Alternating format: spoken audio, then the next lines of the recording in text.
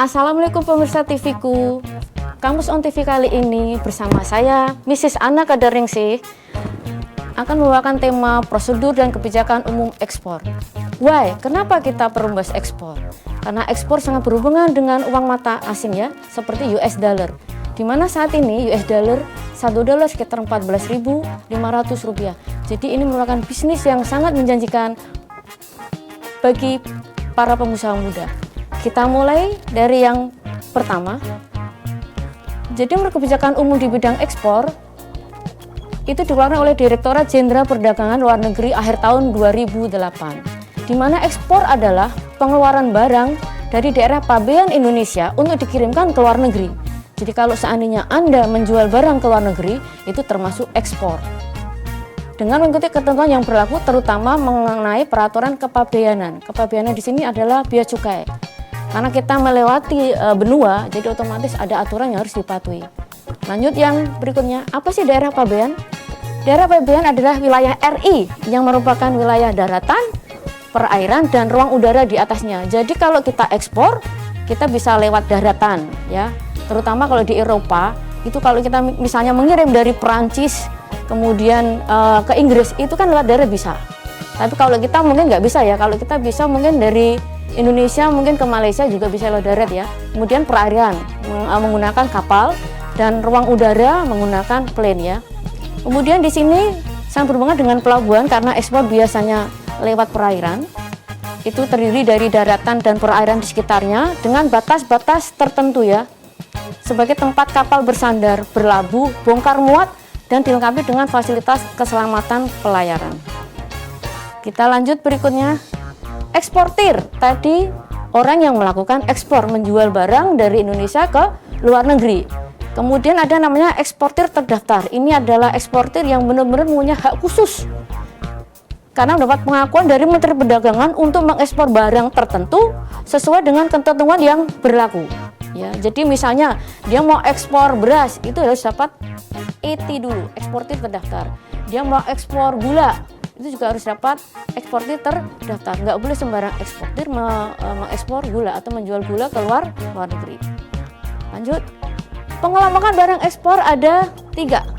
Ya, saya ulangi, pengelompokan barang ekspor ada 3. Jadi kalau kita sebagai eksportir harus tahu persis mana barang yang boleh diekspor, mana barang yang boleh yang dilarang diekspor, dan mana barang yang diatur ekspornya atau diawasi ekspornya. Karena beberapa barang yang tidak sembarangan ya langsung dijual ke luar negeri.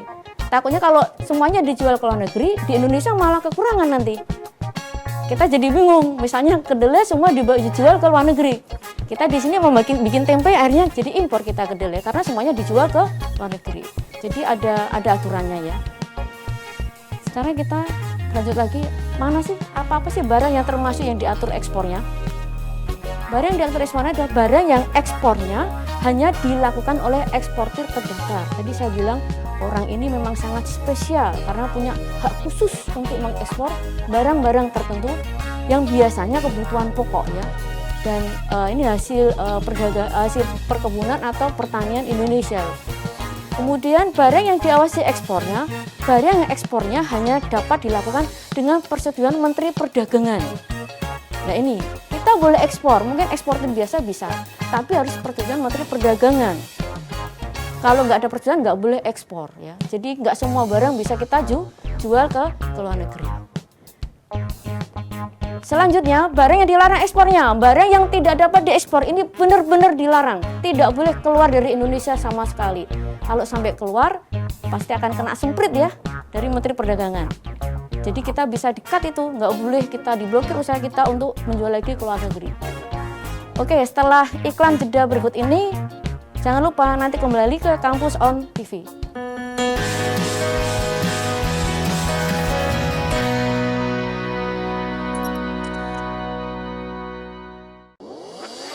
Wong lulus sekolah malah domblang-domblong, pengen langsung kerja. Mbok kuliah neng dinus-dinus apa kae sing kampuse biru nggone Mbak Yumu kuliah karo kanca-kancane kae lho. Eits, itu UDINUS, Universitas Dian Nuswantoro, salah satu pelopor kampus teknologi dan komputer di Indonesia.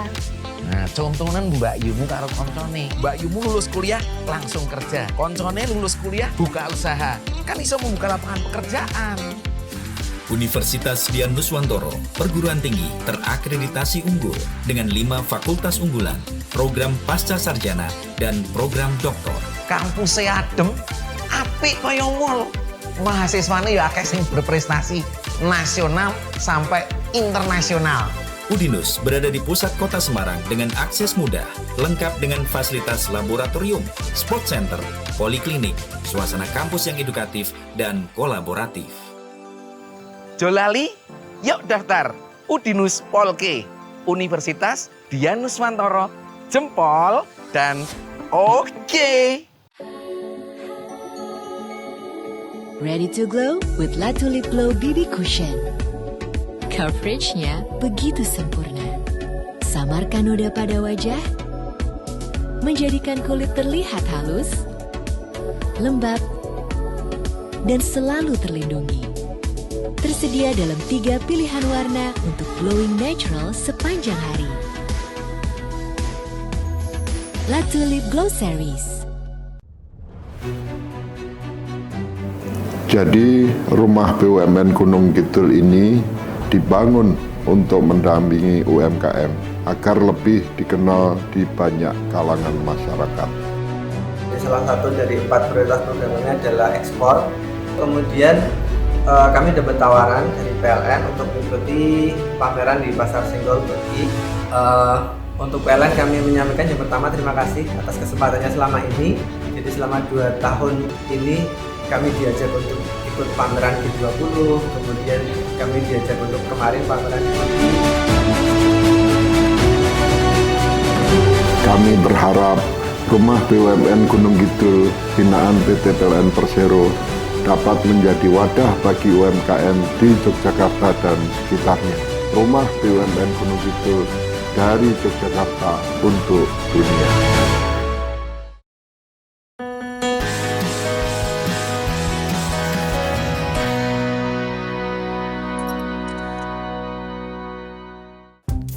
Terima kasih pemirsa udah masih bersama kita di Kampus On TV. Kita lanjutkan pembahasan yang berikutnya. Yang terakhir tadi kita bahas barang yang dilarang ekspornya. Barang yang benar-benar tidak boleh dijual ke luar negeri.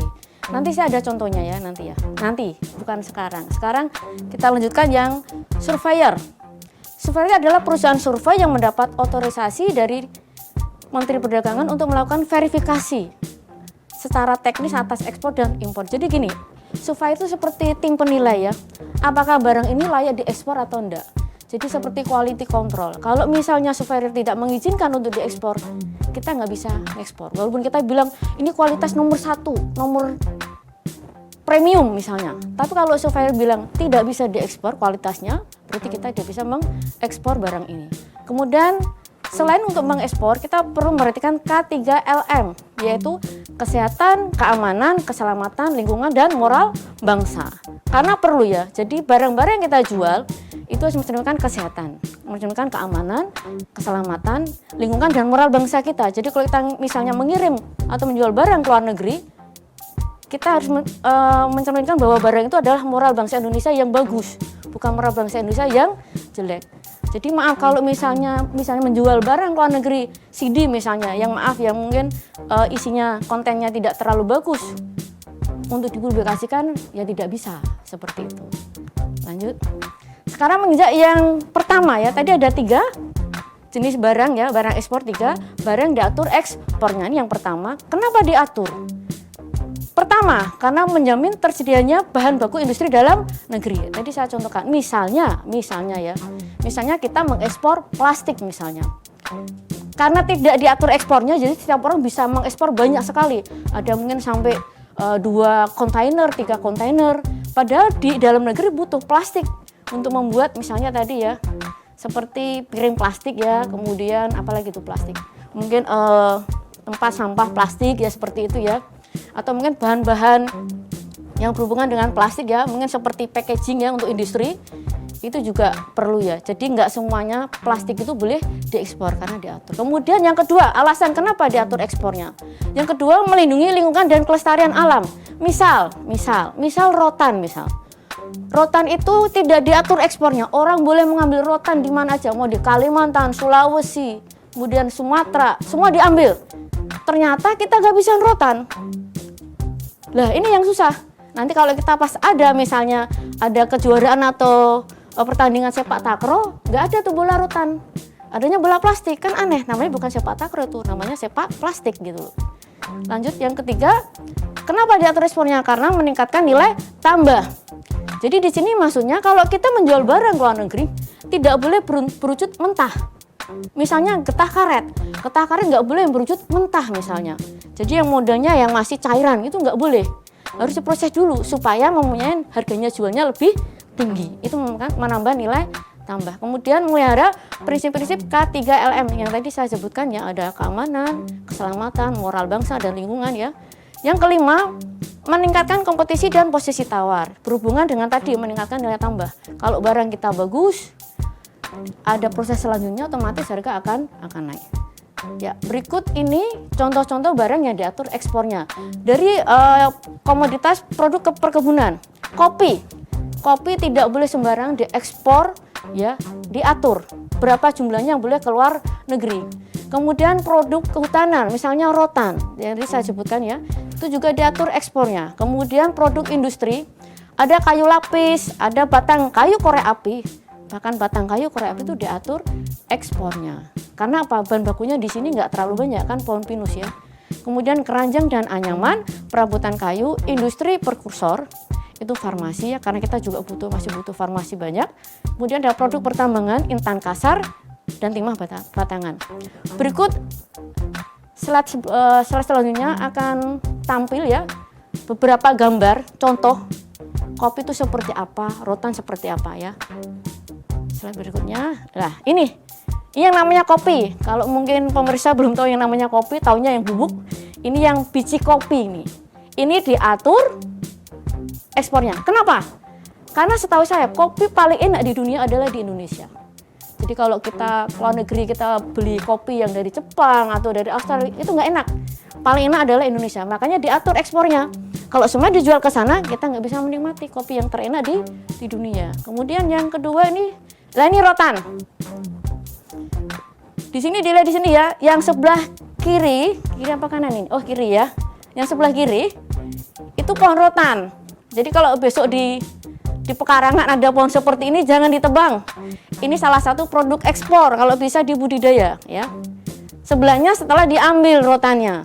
Dan ini juga diatur ekspornya. Karena apa? Pohon rotan juga sekarang menipis ya, nggak terlalu banyak. Ya, nggak terlalu banyak. Lanjut.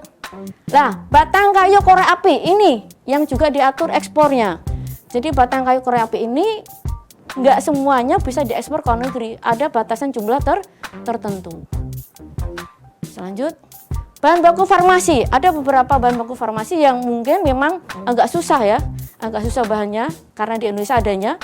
Jadi kalau kita ekspor ke semua ke luar negeri, tidak mungkin ya, karena kita juga masih butuh ya bagian farmasi untuk kedokteran ya, kita sangat butuh untuk obat-obatan. Lah ini namanya intan kasar. Orang kalau lihat mungkin, Bu, ini kok seperti gula batu? Bukan gula batu. Ini intan kasar. Kalau masih kasar gini nggak dilirik, tapi begitu sudah jadi perhiasan sangat dilirik ya. Intan kasar ini juga diawasi ekspornya, diatur ekspornya ya. Tidak sembarangan semuanya diekspor ke sana. Karena apa? Intan itu lebih berharga kalau dia sudah diasah menjadi perhiasan. Jadi kalau semuanya yang model kasar begini diekspor ke luar negeri, bisa berapa nanti? Karena apa? Bahan baku kita bikin perhiasan di Indonesia jadi berkurang. Selanjutnya timah batangan. Ya, timah batangan juga diatur ekspornya. Nggak boleh sembarangan diekspor ke luar negeri dalam jumlah yang besar. Karena di Indonesia juga sangat membutuhkan timah batangan. Kalau mungkin pemirsa mungkin tahu ya, waktu kita bikin elektronik itu kan ada namanya kondensator. Itu kan perlu timah batangan untuk merekatkan ya. Kalau itu misalnya kita ekspor semua, ya sudah. Kita nggak bisa bikin tadi ya, merakit ya, seperti TV, komputer, dan lain-lain. Oke, mungkin setelah jeda kali ini, setelah jeda iklan nanti, kita lanjutkan lagi pembahasan, tetap di Kampus on TV.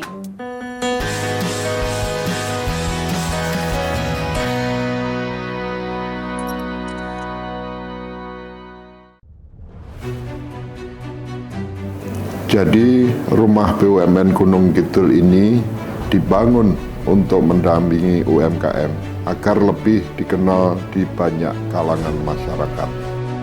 Salah satu dari 4 prioritas programnya adalah ekspor.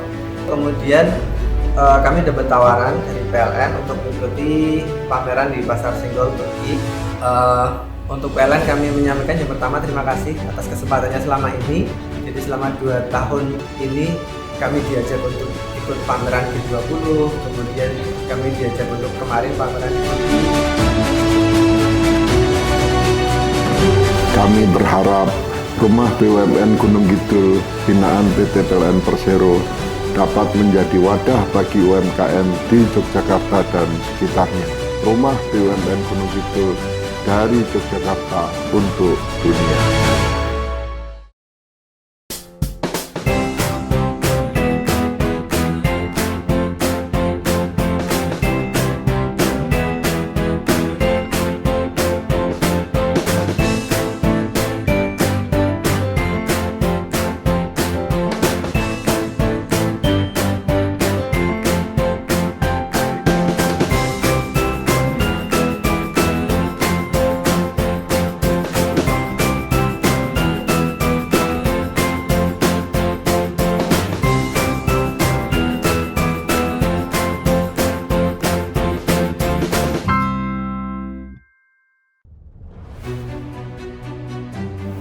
Jadi rumah BUMN Gunung Kidul ini dibangun untuk mendampingi UMKM agar lebih dikenal di banyak kalangan masyarakat. Salah satu dari 4 prioritas programnya adalah ekspor. Kemudian kami dapat tawaran dari PLN untuk mengikuti pameran di Pasar Senggol Turki. Untuk PLN kami menyampaikan yang pertama terima kasih atas kesempatannya selama ini. Jadi selama 2 tahun ini kami diajak untuk ikut pameran G20, kemudian kami diajak untuk kemarin pameran di Turki. Kami berharap rumah BUMN Gunung Kidul binaan PT PLN Persero dapat menjadi wadah bagi UMKM di Yogyakarta dan sekitarnya. Rumah BUMN Gunung Kidul dari Yogyakarta untuk dunia.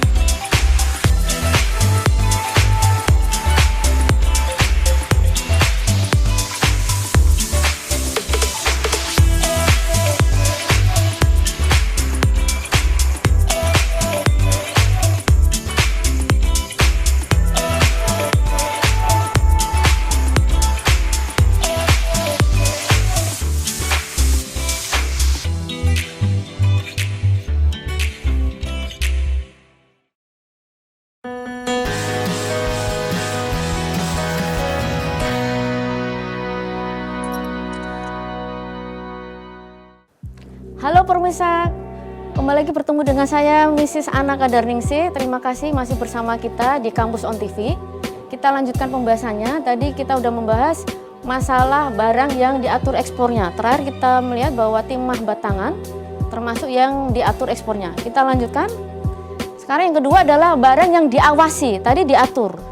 Diatur itu berarti jumlahnya dibatasi. Kalau yang diawasin ekspornya, karena ada dibutuhkan oleh dalam negeri ya. Jadi kenapa ini diawasin? Pertama, menjaga stabilitas pengadaan dan konsumsi. Sama ya, hampir sama dengan yang pertama yang diatur ekspornya. Kemudian menjaga kelestarian alam. Jadi kalau misalnya tadi diambil besar-besaran bisa menyebabkan banjir misalnya atau bencana ya seperti itu. Atau menyebabkan kekeringan, kemudian menyebabkan suhu yang terlalu panas ya. Seperti ini ya, kayak kemarin di Jepang itu 41 derajat itu.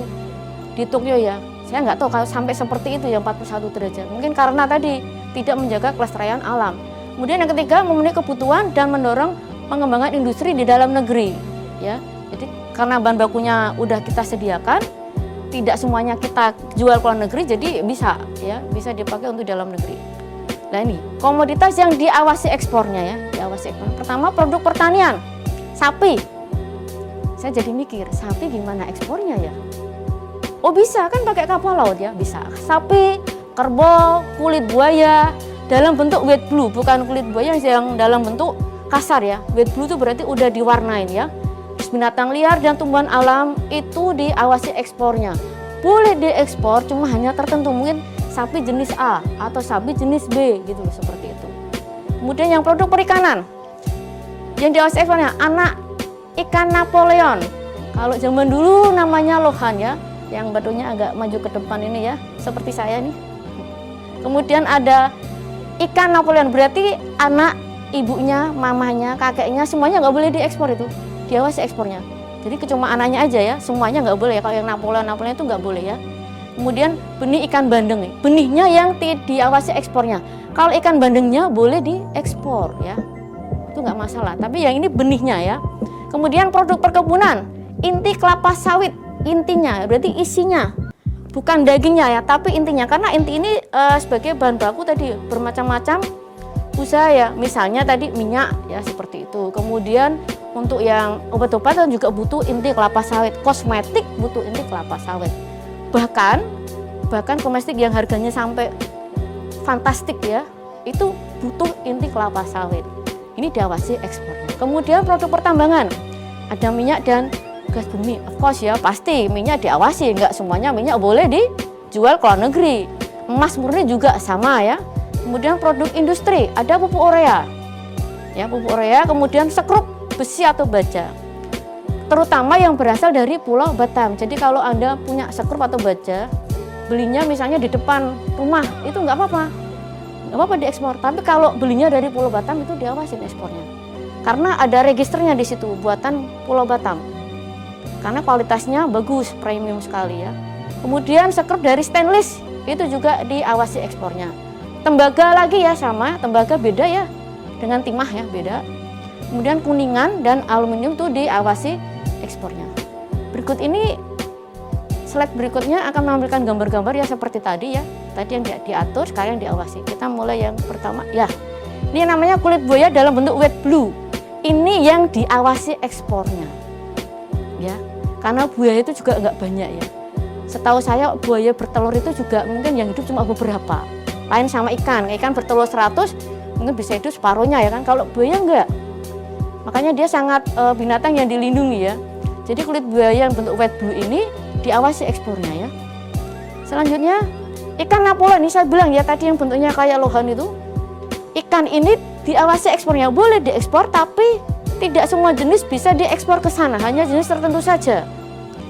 Jadi tadi saya bilang, bapaknya, ibunya, anaknya, kakeknya, semua yang satu keluarga ini diawasin ekspornya, nggak cuma anak atau benihnya saja ya. Pemirsa ada yang pernah punya ikan Napoleon? Dulu ini harganya mahal sekali ya, namanya ikan lohan ya, mahal sekali. Sekarang belum booming ya. Lanjut, ini inti kelapa sawit yang saya bilang tadi. Ini sangat dibutuhkan untuk dunia kecantikan terutama ya. Kalau minyak pasti ya, tuh ada palm oil ya, minyak. Kemudian kalau kecantikan pasti butuh banget inti kelapa sawit karena ini pure ya, murni. Kalau istilah bilang orang minyak virgin itu kan untuk pengobatan sangat bagus. Nah ini namanya barang yang diawasi ekspornya. Kalau inti kelapa sawit kan nggak semuanya pohon tuh intinya banyak gitu loh. Mungkin ada intinya yang bagus, ada intinya jelek. Kalau mungkin daging mungkin banyak ya, kayak daun, buah banyak. Tapi inti yang bagus tuh hanya sedikit. Makanya diawasi ekspornya. Lanjut, emas murni, jelas emas murni tidak sembarangan ya, harus diawasin ekspornya juga kalau emas murni. Ya. Yang 24 karat, kalau emasnya tengah-tengah, mungkin Anda pernah lihat emas yang disepuh-sepuh, itu nggak masuk diawasi ekspornya. Tapi kalau emas yang 24 karat, seperti di Freeport itu boleh, ini namanya diawasin ekspornya. Kemudian pupuk urea, kenapa ini diawasin ekspornya? Karena kita sendiri petani sangat butuh, dan ini harganya mahal sekali pupuk urea. Kebutuhan di dalam negeri lebih banyak juga. Tapi mahalnya minta ampun ya, sampai petani aja nggak bisa beli gitu. Ya, lanjut. Sekrup besi atau baja, lah ini yang saya bilang dari Batam.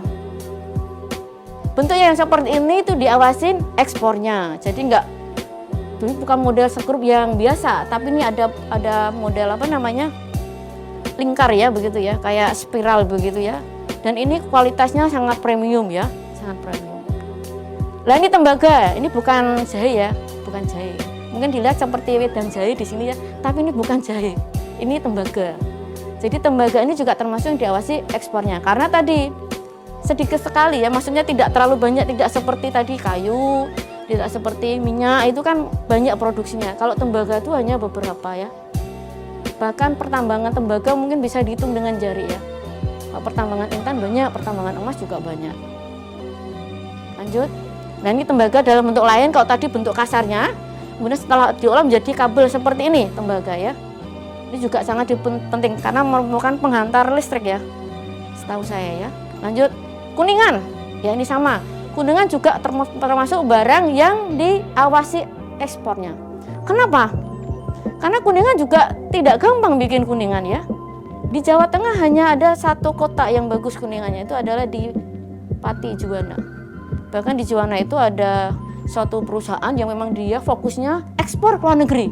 Tapi bukan bentuk seperti ini, sudah bentuk seperti lampu, kemudian bahkan meja gitu ya.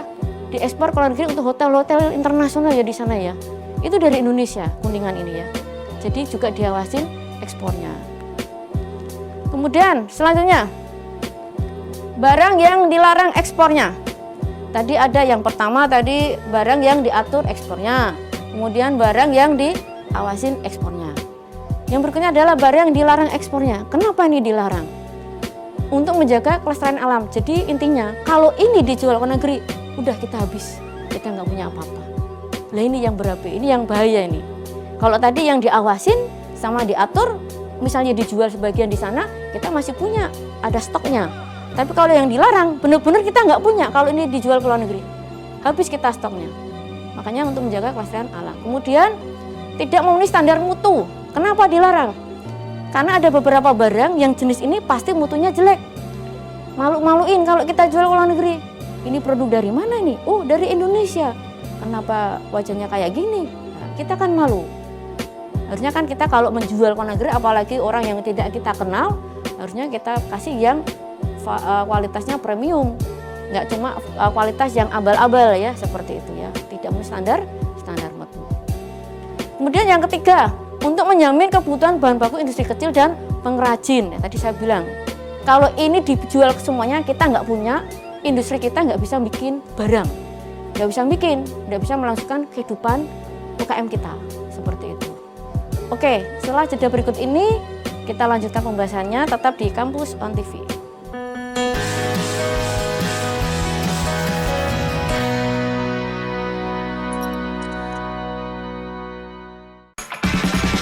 Halo semuanya, jangan lupa saksikan program TVku di YouTube channel TVku 49 yang pastinya seru dan menghibur.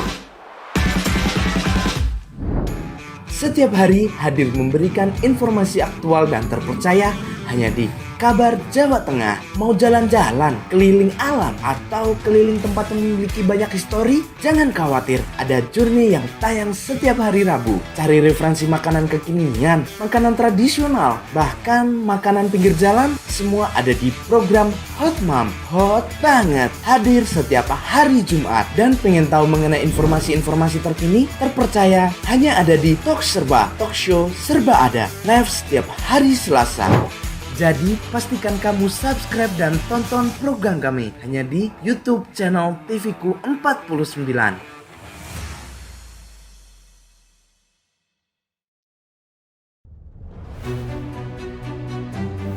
Jadi rumah BUMN Gunung Kidul ini dibangun untuk mendampingi UMKM agar lebih dikenal di banyak kalangan masyarakat. Salah satu dari 4 prioritas programnya adalah ekspor. Kemudian kami dapat tawaran dari PLN untuk mengikuti pameran di Pasar Senggol Turki.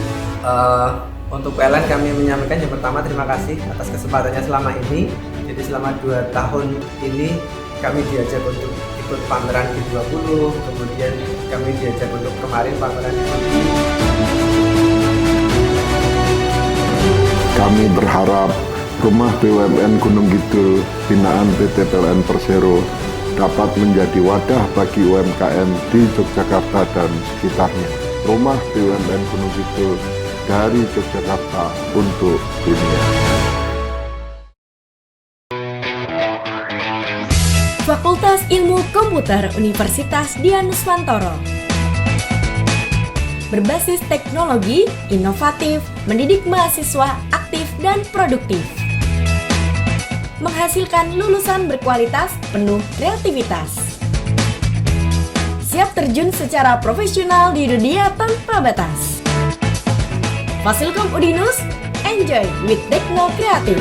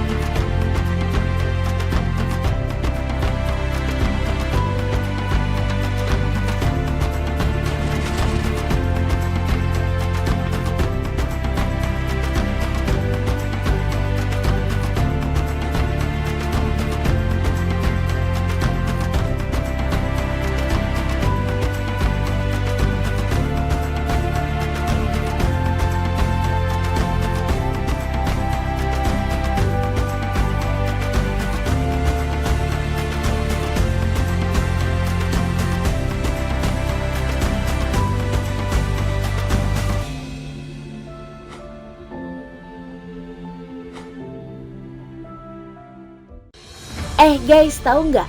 Pertumbuhan hotel beberapa tahun ini tuh terus meningkat. Nah, meningkatnya industri perhotelan menuntut industri perhotelan tuh harus menggunakan sumber daya manusia yang ahli, handal, dan profesional. Nah, di Udinus itu ada program studi Sarjana Terapan Pengelolaan Perhotelan yang mencetak sumber daya manusia yang ahli di bidang pengelolaan perhotelan. Mahasiswanya dibekali ilmu baik secara praktek maupun teori. Program studi Sarjana Terapan Pengelolaan Perhotelan mempersiapkan mahasiswanya untuk memiliki segudang kompetensi, antara lain di bidang housekeeping, front office, food and beverage, product and service, hingga menguasai keahlian di bidang teknologi informasi. Wow! Nah, yang serunya nih, mereka tuh memberi kesempatan mahasiswanya selama 2 semester untuk belajar dan praktek di hotel dalam negeri maupun luar negeri. Selain itu, mahasiswa Sarjana Terapan Pengelolaan Perhotelan Udinus juga dibekali kemampuan untuk bisa berbahasa asing. Kayak misalnya nih, bahasa Inggris, bahasa Jepang, dan bahasa Mandarin. Selain sarana dan prasarana yang super lengkap serta dosen pengajarnya yang memiliki kualitas pendidikan master hingga doktor, yang menjadikan mahasiswa Sarjana Terapan Pengelolaan Perhotelan Udinus mempunyai kemampuan handal dan profesional. Yang kerennya lagi nih Dinusian, program studi Sarjana Terapan Pengelolaan Perhotelan juga telah bekerja sama kemitraan dengan perguruan tinggi dan hotel dalam dan luar negeri, sehingga lulusannya memiliki kemampuan dan kepercayaan yang tinggi untuk bersaing baik di tingkat nasional maupun internasional. Langsung aja daftar di pnb.dinus.esi.id.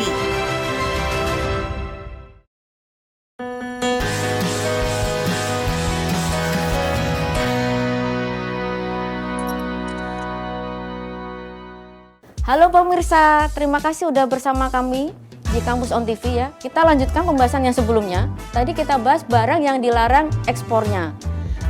Yang pertama, alasan kenapa dilarang adalah untuk menjaga kelestarian alam. Jadi kalau kita misalnya pakai semua kita jual ke luar negeri, di Indonesia nggak punya lagi. Lah itu bahaya. Padahal ini menjaga kelestarian supaya tadi, misalnya kayu pinus, kita semua ekspor ke luar negeri.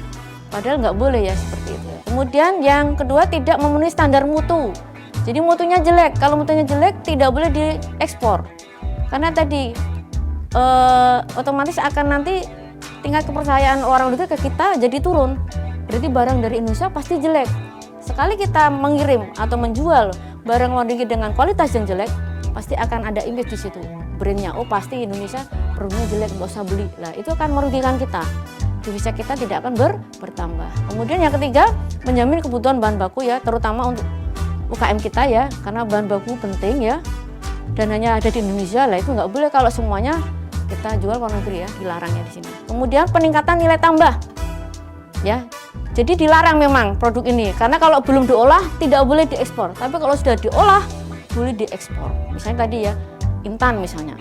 Kalau sudah diolah jadi perhiasan boleh diekspor. Tapi kalau masih istilahnya masih kualitasnya jelek gitu, masih kena tanah gitu kan, itu nggak boleh diekspor.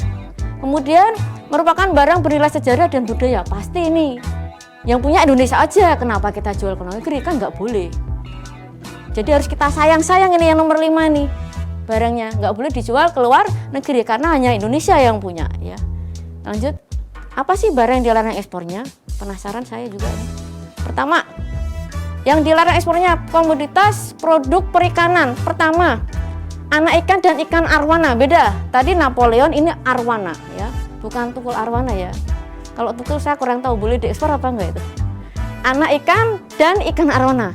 Jadi semua barang ekspor itu pasti dia satu keluarga yang tidak boleh ya. Tadi kalau tadi yang diawasi ekspornya kan satu keluarga Napoleon, ini satu keluarga ikan arwana ya. Ikan arwana tuh ada sampai segini ya, panjang sekali ya. Ada yang sampai mungkin saya pernah dia tuh sampai 1 meter lebih ya, besar sekali ya. Kemudian benih ikan sidat. Nah, nanti ya, pemirsa pasti penasaran, apa sih ikan sidat? Kenapa dinamain sidat? Ya. Kemudian ikan hias jenis botia, hampir mirip dengan merek jam, tapi bukan ini. Ikan hias jenis botia. Udang galah. Kemudian ada lagi namanya udang penai dahe. Kalau saya bilang karena agak susah pelafalannya, saya bilang udang penai dewe. Lebih enak begitu. Jadi ada bahasa Jawanya ya. Kemudian produk kehutanan yang dilarang ekspornya. Yang pertama, kayu bulat. Bulat itu tidak berharga untuk dijual di sana. Harganya pasti jatuh. Tapi kalau diolah jadi furniture, mebel, atau mungkin bahkan tempat tidur, mungkin malah lebih mahal harganya. Makanya dia dilarang ekspor kalau dalam bentuk masih mentah. Kemudian bahan baku serpih. Bahan baku serpih ya, bahan bakunya itu juga dilarang ekspor, harus diolah dulu supaya punya nilai tambah. Kemudian bantalan rel kereta api itu juga nggak boleh diekspor. Kalau seandainya nih bantalan rel kereta api boleh diekspor, pasti semua kereta api di Indonesia tidak punya rel ya. Berarti nggak ada bantalannya, jalannya gimana? Ya kan? Seandainya misalnya boleh diekspor. Rem dari kayu juga dilarang ekspornya. Kayu gergajian itu juga tidak boleh diekspor. Mungkin ada beberapa negara yang butuh, aku butuh kayu gergajian dong, tolong dicarikan. Kita tidak boleh, ya dilarang. Kenapa? Itu kan bekas ya, kayu gergajian itu bekas, bukan produk. Jadi bekas serpihan orang kayu lagi pasak gitu, keluar tuh serpihannya, itu dijual. Oh di sana mungkin sebagai pengisi ya, pengisi sofa juga bisa ya kalau serbu kayu seperti ini. Kemudian produk pertambangan, pasir alam dilarang ekspor karena di tempat kita sedikit pasir alam tuh, pasir silika, pasir kuarsa itu sangat sedikit. Karena pasir tidak beranak pinak ya. Kita ambil, kita keruk, tinggal separuh, nanti keruk lagi tinggal seperempat, keruk lagi habis. Kita cari lokasi lain. Nah itu masalahnya karena tadi ya, karena terbatas dilarang ekspornya. Tanah liat juga sama. Kenapa tanah liat dilarang ekspornya? Bu, tanah liat di sini Indonesia tuh banyak banget loh, Bu. Saya sering loh kalau hujan tuh meletok-meletok kalau bahasa Jawanya. Kan banyak, Bu. Bukan masalah banyaknya. Di sini kualitas tanah liat kita tidak sebagus kualitas tanah liat di Cina. Jadi kalau orang Indonesia, ada perusahaan di Indonesia, perusahaan importer kalau di sini, dia perusahaannya bikin porselen ya, bikin gelas dari itu ya, dari apa namanya, tanah liat, kemudian bikin mangkok segala macam dan merek terkenal. Tapi setahu saya dia tidak pernah pakai tanah liat di Indonesia. Pasti apa? Import dari Cina. Amazing ya, import tanah liat dari Cina karena tanah liat kita tidak begitu bagus ya kualitasnya.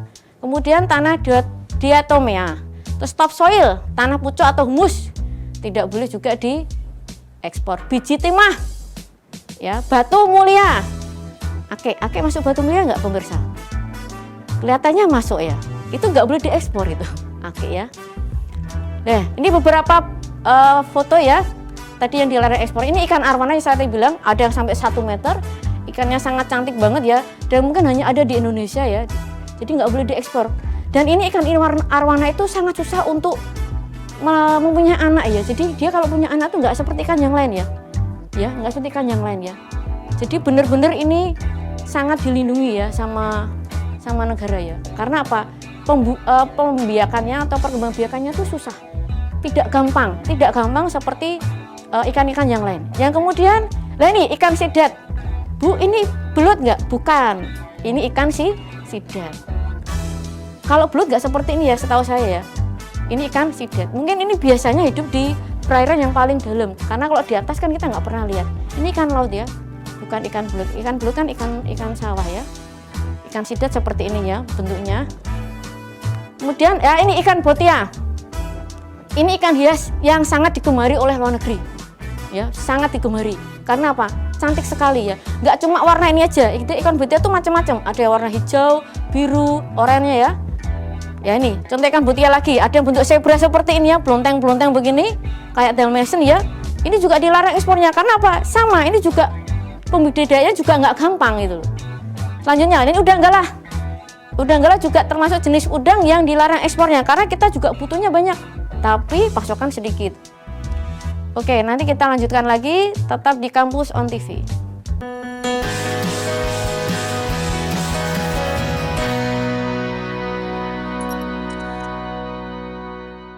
Media sosial saat ini telah mengambil peranan penting dalam penyebaran informasi. Namun demikian, banyak masyarakat yang menggunakan media sosial secara tidak bertanggung jawab. Salah satunya, media sosial digunakan untuk mengupload konten-konten negatif yang berisi penyebaran kebencian, sara, sadisme, hingga berita bohong. Ingat, bermedia sosial juga diatur undang-undang. Jadi setiap kesalahan dalam bermedia sosial dapat berujung pada pidana. Untuk itulah, mari bermedia sosial secara bijak. Hindari konten berbau sara, kebencian, sadisme, dan informasi bohong. Sertakan sumber dan jangan mengupload konten yang dibuat orang lain secara tidak lengkap. Baca secara utuh setiap informasi yang diterima dan jangan langsung merepost atau menyebarkan bila sumber tidak jelas. Ingat, saring sebelum sharing.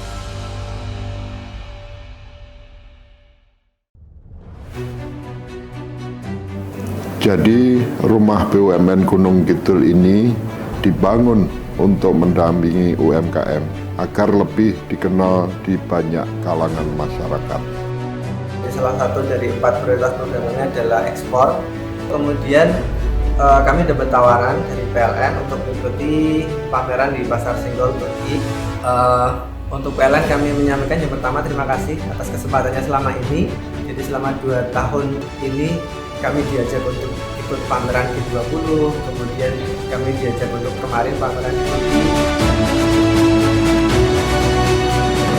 Kami berharap rumah BUMN Gunung Kidul binaan PT PLN Persero dapat menjadi wadah bagi UMKM di Yogyakarta dan sekitarnya. Rumah BUMN Gunung Kidul dari Yogyakarta untuk dunia.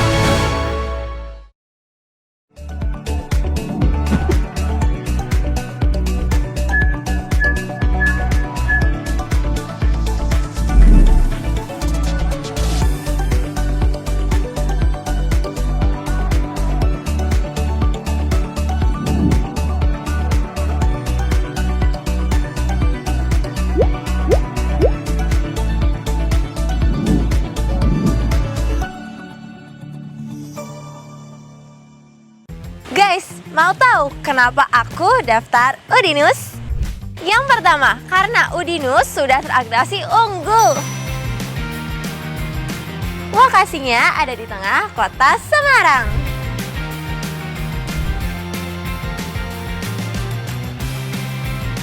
Kampus berbasis IT dan kewirausahaan.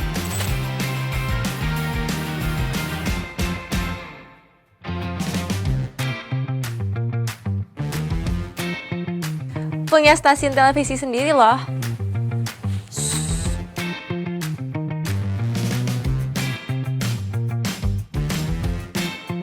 Ada komunitas e-sportnya juga loh.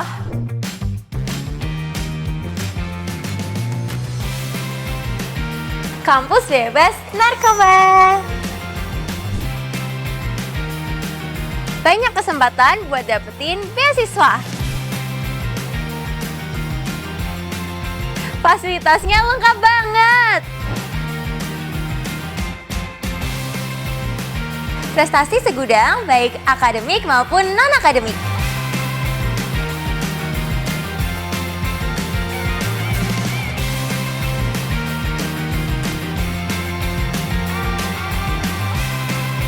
Kampusnya nggak cuma ada di Semarang loh, tapi ada di Kediri dan juga Lombok.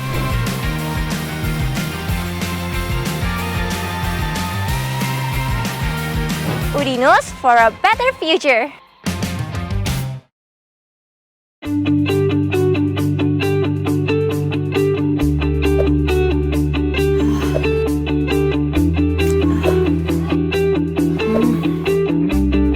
Hai Bella.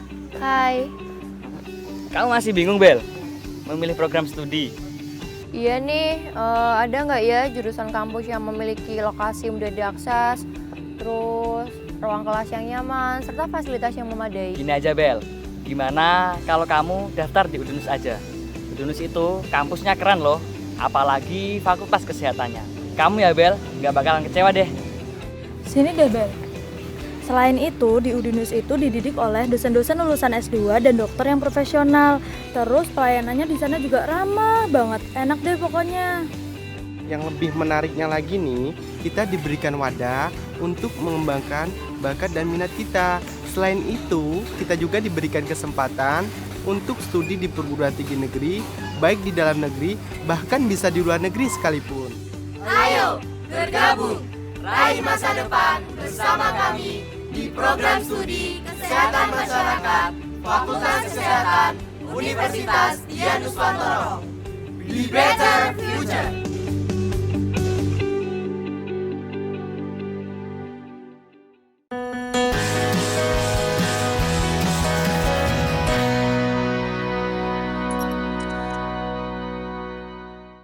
Halo pemirsa, terima kasih masih bersama kita di Kampus On TV. Berikut ini ada gambar ya. Salah satu contoh lagi barang yang dilarang ekspornya adalah karet bongkah. Jadi bentuknya seperti gumpalan begitu ya, bukan cairan. Ini dilarang karena apa? Tidak mempunyai nilai tambah dia. Harganya sangat murah. Jadi kalau untuk diekspor dalam bentuk seperti ini tidak boleh. Tapi kalau dalam bentuk karet yang udah diolah bentuk lembaran itu diperbolehkan. Tapi kalau bongkah gini nggak boleh ya. Selanjutnya, kemudian kulit mentah itu tidak boleh, ya, tidak boleh diekspor, dilarang ekspornya. Kita aja nggak suka kan kulit mentah, harusnya diolah. Di kulit mentah itu diambil dari kambing atau sapi, cuma diambil aja, dikeringin, tapi nggak diapa-apain. Mungkin tidak digambar wayang ya, kalau digambar wayang kan lebih bagus lagi tuh, jadi hiasan tuh, harganya akan lebih mahal. Kalau mentah tidak bisa, karena nilai tambahnya sangat kecil ya. Lanjut. Pickle di sini ya, pickle di sini bukan acar mentimun ya. Di sini ada teripang laut, itu juga dilarang ekspornya tadi ya. Karena tidak semua tadi ya, teripang termasuk binatang laut, tapi tidak semua teripang itu diterima di luar negeri. Ada beberapa mungkin yang mereka menolak gitu loh. Ya kita belum bisa mengstandarisasi kualitas teripang seperti ini ya. Tapi di Indonesia diperlukan untuk pengobatan ya. Hewan liar, ini jelas hewan liar itu tidak boleh diekspor. Gajah tidak boleh, apalagi gadingnya ya. Gajah tidak boleh, gajah anaknya, ibunya tidak boleh semua diekspor itu. Ya, bolehnya hanya Bu kalau misalnya contohnya Bu, ini ada juga orang hutan misalnya. Orang hutan kan aja di Indonesia aja. Misalnya di Amerika butuh butuh orangutan untuk kebun binatangnya, boleh nggak? Boleh. Tadi ada tanda tangan Menteri Perdagangan, itu boleh. Tapi kan nggak semuanya boleh diekspor ke sana gitu loh. Hanya sebagai contoh, oh ini namanya orangutan, karena di Amerika, Australia, Jepang nggak ada orangutan, karena ini asli Indonesia. Lanjut, reptil. Reptil juga tidak boleh diekspor, ya hewan loh, ini saya bilang hewan, bukan kulitnya. Kalau reptil diekspor, masukkan di kapal, kontainer, bahaya, ya bahaya. Kan dia hidup ini, ya tidak boleh ya seperti ini. Ini kalau misalnya di bandara Anda bawa reptil, itu langsung ketahuan sama custom, dia cukai, langsung diambil ini. Ada beberapa kasus kemarin ya. Jadi ada dus, buka sedikit, ada lubang kiri kanan. Curiga nih customnya, dia cukai di bandara. Ini kenapa nih? Kok dus ada lubangnya? Terus diteliti, ternyata di dalam ada reptil jumlahnya 7. Itu mau dibawa ke Singapura. Dari Indonesia dibawa keluar ke Singapura, langsung dikarantina, ya. Itu termasuk diekspor. Ekspor bisa seperti itu ya, nggak pakai dokumen, langsung aja keluar, dibawa eteng-eteng begini ya. Nah, lanjut, bunga bangkai ya juga nggak boleh diekspor, dilarang. Karena apa? Hanya kita yang punya bunga bangkai. Kalau bunga bang banyak yang punya ya, bunga bangkai kita nggak punya ya. Sana nggak punya, kita yang punya ya. Rafflesia sama, ini Rafflesia ya. Diberi nama dengan penemunya ya, Raffles ya. Ini juga hanya ada di Indonesia. Di sana juga nggak ada. Kadang mereka pengen ini, Bu, tapi kalau misalnya perlu satu Bu untuk kebun botani di mereka boleh. Tadi ada menteri ya, Menteri Perdagangan tanda tangan di situ ya. Bahwa ini boleh dikirim satu sebagai istilahnya spesimen. Oh contoh, Rafflesia seperti ini. Lanjut, gamelan jelas tidak boleh diekspor. Bu, tapi kalau gamelan dalam bentuk digital boleh nggak Bu? Ya boleh. Bukan diekspor tuh namanya, harus membayar ya kalau itu ya, membayar ya. Tapi kalau gamelan seperti ini, Bu, boleh diekspor? Boleh. Kalau misalnya tadi kedutaan butuh ya, misalnya butuh seperti ini. Oke, demikian pemirsa pembahasan dari kita tentang ekspor. Jangan lupa tonton Kampus On TV setiap hari Senin sampai Jumat jam 6 sampai jam 7 malam di TV-ku. Assalamualaikum warahmatullahi wabarakatuh. Terima kasih.